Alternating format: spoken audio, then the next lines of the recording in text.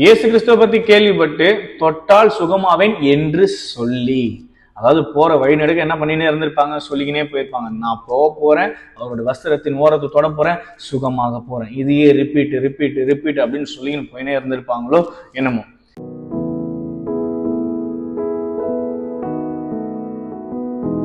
தேவனுடைய நாமத்திற்கு மகிமை உண்டாவதாக. மீண்டும் ஒரு முறை இணையதளம் வழியாக உங்கள் அனைவரையும் சந்திப்பதில் மிகவும் மனமகிழ்ச்சி அடைகிறேன். இந்த நாள்ல நாம பார்க்க இருக்கக்கூடியது 12 வருடமா பெரும்பாடு உள்ள ஸ்திரீ எப்படி சுகமாகறாங்க அப்படின்றத பார்க்க போறோம். இதனுடைய வேத பகுதி மார்க் 5வது அதிகாரம் 27, 28, 29 இந்த 3 வசனங்கள்ல அவங்க எப்படி சுகமாகறாங்க, எதன் அடிப்படையில் சுகமாகறாங்க அப்படின்றத நாம பார்க்கலாம். நாம சொல்லுகின்ற வார்த்தை, நாம என்ன காரியங்கள் நடக்க போகுது அப்படின்னு நாம என்ன சொல்றோம், அது மட்டும் இல்லாம நம்முடைய இருதயத்துல எதை விசுவாசிக்கிறோம் அப்படின்ற பொறுத்து தான் நம்முடைய காரியங்கள் எல்லாம் வாய்க்கும் அப்படின்றதுக்கு இந்த ஸ்திரீ ஒரு நல்ல உதாரணமா இருக்கிறாங்க. எப்படின்னா, பெண்களுக்கு ஏற்படக்கூடிய மாதவிடாய் பிரச்சனை, உதிரப்போக்கு பிரச்சனை 3லிருந்து 5 நாள் வரைக்கும் இந்த உதிரப்போக்கு ஏற்படக்கூடியதா இருக்கிறது மாதத்தினுடைய சுழற்சியின் அடிப்படையில. சிலருக்கு பிரச்சனை இருக்கிறவங்களுக்கு எப்படி இருக்கும்னா, அது 15 நாளா இருக்கலாம், 1 மாசம், அந்த மாதிரி சில மாத கணக்குல ஏற்பட்டு அவங்க ரொம்ப அவஸ்தைப்படுறத நம்ம பார்க்க முடியும் இந்த நாட்கள்ல. இந்த ஸ்திரீ எடுத்துக்கணும் அப்படின்னா, சில மாதங்கள் இல்ல, சில வருஷங்கள் இல்ல, 12 வருடங்களா அந்த உதிரப்போக்கு நிற்காமல் இருக்கக்கூடிய ஒரு பெண்ணா இருக்கிறாங்க. வேதத்துல பார்க்கும்போது எப்படி இருக்குன்னா, இவங்க தனக்கு உண்டான ஆஸ்தி எல்லாவற்றையும் வித்து, சொல்ல போனா பார்க்காத வைத்தியம் இல்லை, எடுத்துக்காத ட்ரீட்மெண்ட் இல்லை அப்படின்னு சொல்லலாம். அப்படிப்பட்ட நிலைமை இருந்தும் தன்னுடைய சொத்து எல்லாத்தையும் அவங்க வித்து அவங்க மருத்துவத்துக்கே அதை அழுதிருந்தாலும் அவங்களுக்கு நிலைமை மாறல, இன்னும் போக போக மோசமாயினே போகுதுதான் அப்படின்றத நம்ம வேதத்துல பார்க்க முடியுது. அவங்களுடைய இருதயத்தின் விசுவாசம் எப்படி இருக்கு அப்படின்னா, இயேசு கிறிஸ்துவை பற்றி கேள்விப்பட்டு, அதாவது இயேசு கிறிஸ்துன்னா யாரு, இவர் உலகத்தின் ரட்சகரா இருக்கிறாருன்னு சொல்றாங்க, இவர் யூதரின் ராஜான்னு சொல்றாங்க, இவர் தொட்டால் குணமாகுது, சொன்னா ஆகுது, இவர் கட்டளையிட்டா எல்லாமே நடக்குது, இவர் சுகமளிக்கிறார் அப்படின்ற ஒரு விஷயத்த ஊர் மக்கள் மூலமா அவங்க கேள்விப்படுறாங்க. இயேசு கிறிஸ்து அவங்க பார்த்ததே இல்லை. ரெண்டாவது, அவங்க என்ன நினைக்கிறாங்க அப்படின்னா, இருதயத்துல என்ன விசுவாசிக்கிறாங்க அப்படின்னா, நான் போய் அவருடைய வஸ்திரத்தின் ஓரத்தை தொட்டால் சுகமாவேன் அப்படின்றத அவங்க விசுவாசிக்கிறாங்க. இப்போ சிறு பிள்ளைங்க கிட்ட என்ன ஒரு காசை கொடுத்து கடைக்கு போயிட்டு வாங்கினானா என்ன சொல்லும், ஒரு 5 மளிகை சாமான சொல்லி இருக்கிறோம்னா அது பேரை சொல்லிக்கிட்டே போகும், ரிப்பீட் பண்ணிக்கிட்டே போகும், இதை வாங்கணும், இது வாங்கணும், இது 2, இது 4 அப்படின்னு சொல்லிக்கிட்டே போகும் இல்லையா. அந்த மாதிரி இவங்க என்ன பண்றாங்க, இயேசு கிறிஸ்துவ பத்தி கேள்விப்பட்டு தொட்டால் சுகமாவேன் என்று சொல்லி, அதாவது போற வழிநடுக்க என்ன பண்ணினே இருந்திருப்பாங்க, சொல்லிக்கினே போயிருப்பாங்க. நான் போறேன், அவரோட வஸ்திரத்தின் ஓரத்தை தொட போறேன், சுகமாக போறேன். இதையே ரிப்பீட் அப்படின்னு சொல்லிக்கின்னு போயினே இருந்திருப்பாங்களோ என்னமோ. இப்ப என்ன ஆகுதுன்னா, அங்க திரளான கூட்டம் இருக்குது அப்படின்றத பார்க்கணும். இயேசு கிறிஸ்து வந்திருக்கிறாரு, அதிசயங்கள் அற்புதங்களை செய்யறவர் வந்திருக்கிறாரு, அவர் எப்படிப்பட்டவரா இருப்பாருன்னு சொல்லி பார்க்கறதுக்கு நிறைய கூட்டம் இருக்கு. அது மட்டும் இல்லாம அவருடைய சீஷர்மார்களே ஒரு பெரிய கூட்டமா இருக்கிறாங்க. இந்த நேரத்துல அங்க என்ன ஒரு விஷயம் நடந்துன்னு இருக்குன்னு அப்படின்னா, ஜெப ஆலய தலைவனாகிய யவீரு என்பவன் அவரோட பொண்ணு சுகமாகணும் அப்படின்றதுக்காக இயேசு கிறிஸ்து கிட்ட நின்று பேசின்னு இருக்கிறாரு. ஒரு விஷயம் இமேஜின் பண்ணிக்கோங்க, ஜெப ஆலய தலைவன், அவங்க கிட்ட எல்லா ரூல்ஸ் அண்ட் ரெகுலேஷன்ஸும் இருக்கிற ஒரு ஆபீசர் அவன் இருக்கிறான்.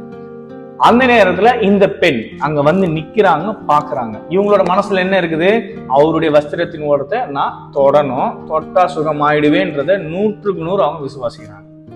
ஆனா அங்க என்ன ஒரு செக் இருக்கு அப்படின்னா, இவங்க 12 வருடமா உயிரப்போக்கு நிற்காம இருக்கக்கூடிய ஒரு ஸ்திரீ.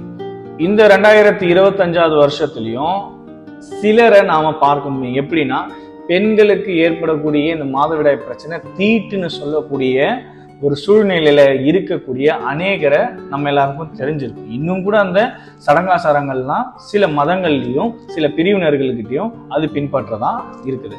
இந்த காலத்துல எப்படி இருந்திருக்கும்னு யோசிச்சு பாருங்க. இவங்க இந்த மாதிரி பிரச்சனைகள் இருக்கிறதால கண்டிப்பா ஊரெல்லாம் அவங்க ஃபேமஸா இருந்திருப்பாங்க. இந்த பார்ப்பா, இந்த மாதிரி ஒரு பெண்ணு வரா, இவளை எந்த இடத்துலயும் சேர்க்கக்கூடாது, ஏன்னா அவ தீட்டு, அவளுக்கு ஏற்பட்ட தீட்டு இன்னும் முடியல, இத்தனை வருஷமா அவ தீட்டுல இருக்கிறா, எல்லாம் உஷாரா இருங்க, இந்த பெண் எந்த இடத்துலயும் வரக்கூடாது, பார்த்துக்கோங்க, நம்மளுக்கு தீட்டாயிடும் அப்படின்னு சொல்லி கண்டிப்பா எல்லா இடத்துலயும் அவங்கள ரெஸ்ட்ரிக்ட் பண்ணி வச்சிருப்பாங்க, தடை செய்யப்பட்டவர்களா தான் இருப்பாங்க. வீரும் அங்க இருக்கிறாரு, சட்டத்திட்டங்கள் எல்லாம் அவர் கையில இருக்குது.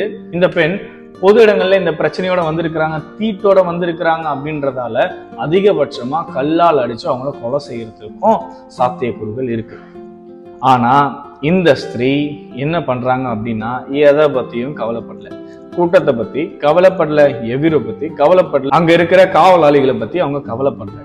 தன்னுடைய இருதயத்துல விசுவாசித்ததை நிறைவேற்றணும் அப்படின்றதுக்காக கூட்டத்தை பொழக்கிறாங்க, நடுவுல போறாங்க, இயேசு கிறிஸ்துவனுடைய வஸ்திர ஓரத்தை தொடுறாங்க. அவங்க தொட்ட அந்த நேரமே, அந்த நாழிகையே அவங்களுக்கு சுகமானது அப்படின்னு நம்மளால வேதத்துல பார்க்க முடியும். யோசிச்சு பாருங்க, அந்த ஸ்திரீனுடைய விசுவாசம் எவ்வளவு உயர்ந்ததா இருந்திருக்கும். வேதத்துல எந்த இடத்துலயும் இந்த மாதிரி இயேசு கிறிஸ்துவின் வஸ்திரத்தை தொட்டா மட்டும் சுகமாகும்னு இதுக்கு முன்னாடி எங்கேயுமே எழுதப்படவில்லை. ஆனா இந்த ஸ்திரீயினுடைய விசுவாசம், இவர்களுடைய அறிக்கையானது என்ன செய்துனா, இல்லாத ஒரு காரியத்தை தன்னுடைய விசுவாசத்தின் மூலமா உருவாக்கக்கூடியதா இருக்குது. இந்த நாள்ல நாம கூட எவ்வளோ பெரிய மருத்துவர்களால நம்ம கைவிடப்பட்டிருக்கலாம், இதெல்லாம் சுகமானது, இதுக்கு முன்னாடி இதெல்லாம் நல்லா ஆச்சுன்ற மாதிரி ஒரு வரலாறுலே இல்லாம இருக்கலாம். ஆனா நம்முடைய இருதயத்துல எதை விசுவாசிக்கிறோம், ஆகும்னு நம்ம விசுவாசிக்கிறோமா?